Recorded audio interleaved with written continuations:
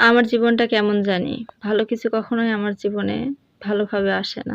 Hello everyone, আসসালামু আলাইকুম। সবাই কেমন আছেন? আশা করি সবাই ভালোই আছেন। আলহামদুলিল্লাহ আমিও ভালো আছি। তো আজকে আমি বাবার বাড়ি ছেড়ে শ্বশুর বাড়িতে চলে যাচ্ছি। এই মুহূর্তটা অনেক কষ্টের ছিল।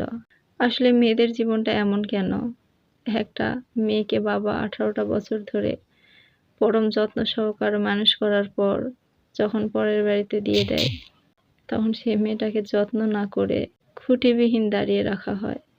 18টি বছর ধরে পরম যত্ন সহকারে পালিত একটি গাছকে যখন শিকড়সহ তুলে এনে অন্য একটা জায়গায় লাগিয়ে দেওয়া হয়, তখন সেই গাছটিকে একটা খুঁটিও দেওয়া হয় না, যাতে গাছটি কখনো হেলে যেতে চাইলে সেই খুঁটিটিকে আঁকড়ে ধরে নিজেকে শক্ত করে দাঁড়িয়ে রাখে। এমনই মেয়েদের জীবন। একটাই মেয়ে, অথচ দুই বাড়িতে দুই রকম তার জীবন। এক বাড়িতে হয়ে আসে রাজরানী, অন্য বাড়িতে হয়ে যায় চাকরানী। কেন এরকম হয়?